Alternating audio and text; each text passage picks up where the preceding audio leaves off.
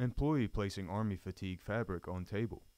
According to the United States Census Bureau, the likelihood of developing a disability is over 50% for all individuals over the age of 40, so it is important to understand the need for employers to integrate more diversity into their workforce. Interview with Russell Endicott, Assistant Director of Career Services at Salisbury University. You know, people with disabilities have great track records in employment. They actually do much better than people without disabilities, and their longevity with an employer, their loyalty to an employer is much higher. Employee with disability walks into office with cane. Cornell University's Institute of Employment and Disability published a report in 2013 saying 41% of the Maryland workforce had some kind of disability. A study published in the Journal of Occupational Rehabilitation shows the employment rate among these individuals is about 20% less than that of the general population. Employee with visual disability works at a sewing station. These disabilities may be physical or mental in nature and include both permanent and temporary conditions as defined by the Equal Employment Opportunity Commission. Medium shot of Salisbury Chamber of Commerce. Jackie Gast, director of the Eastern Shore Business Leadership Network, helps Delmarva residents with disabilities find employment. Interview with Jackie Gast, Director of the Eastern Shore Business Leadership Network. Our vision is to have the unemployment rate of people with disabilities to be the same as those without disabilities. Wide shot of BISM. A number of local agencies on Delmarva provide job training and employment opportunities to residents with disabilities.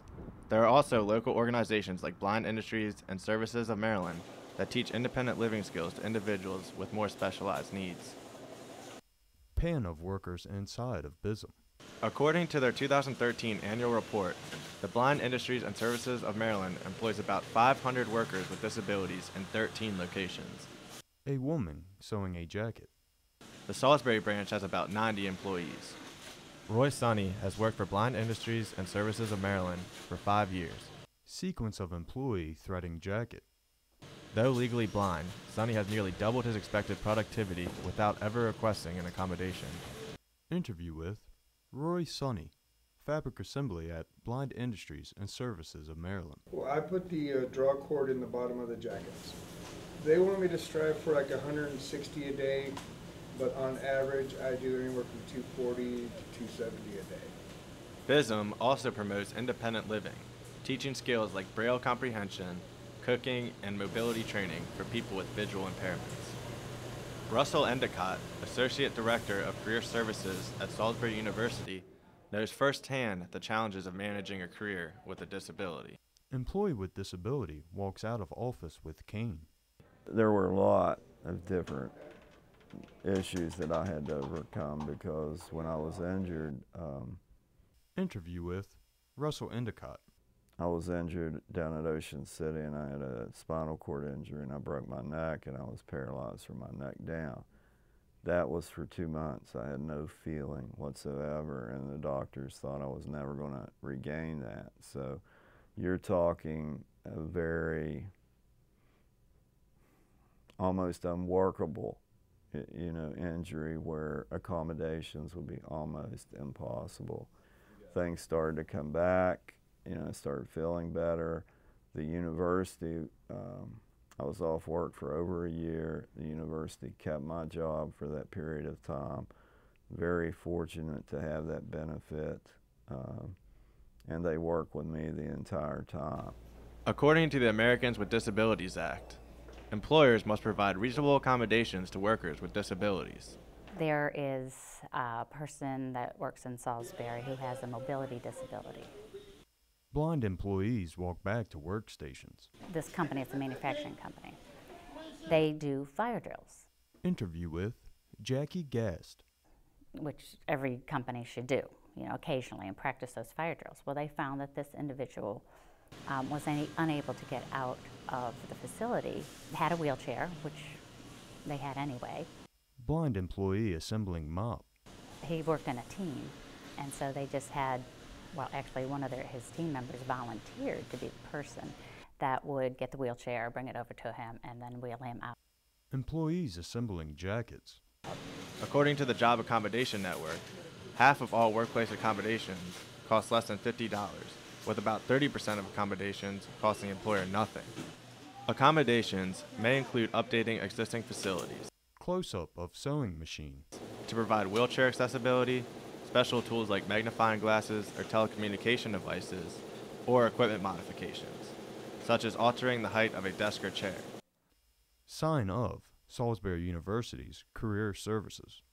There is a cost that, that is associated with all accommodations. Employee using accommodated keyboard. Whether it be a financial cost or it be, just something as simple as moving office furniture around. But, if that cost is going to be so high that it's going to hurt that employer or keep that employer from doing the things that they normally do, then they don't have to do that accommodation. Woman working with industrial-sized sewing machine.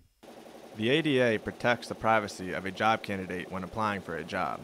Potential employers cannot investigate an individual's disability during the interview process unless a candidate requests an accommodation.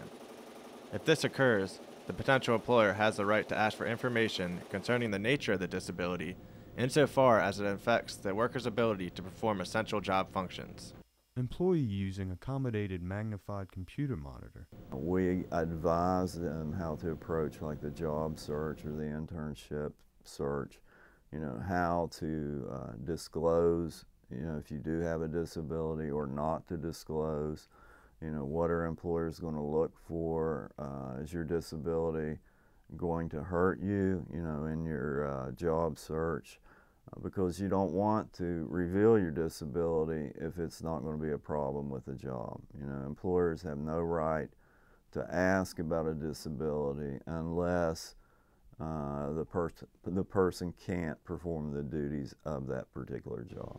Employee using pallet jack. Gast says there are many advantages to hiring workers with disabilities.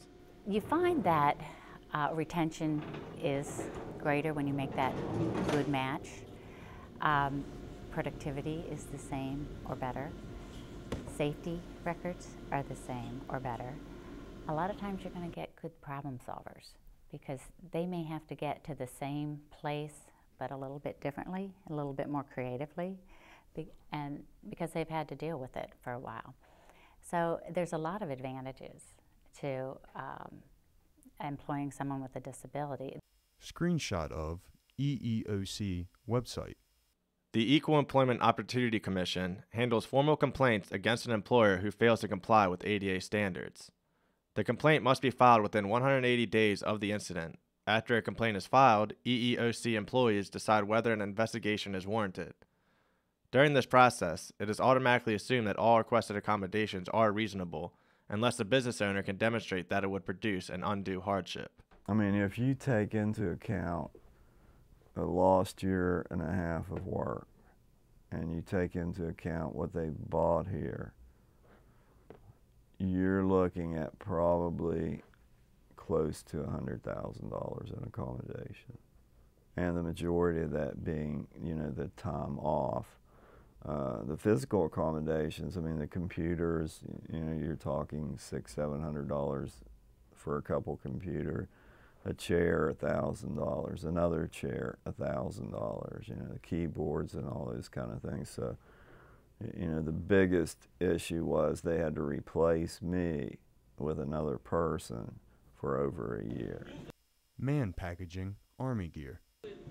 During the investigation, the EEOC may ask the employer for personnel files and company policies, as well as visit the job site to conduct witness interviews. If the investigation proves discrimination occurred, the worker will receive a notice of their right to sue the employer in federal court within 90 days. There's ADA accommodations that make that mandatory or required that those kind of things be available, and they're pretty much non-issues. This is Zach Strauss reporting from Salisbury.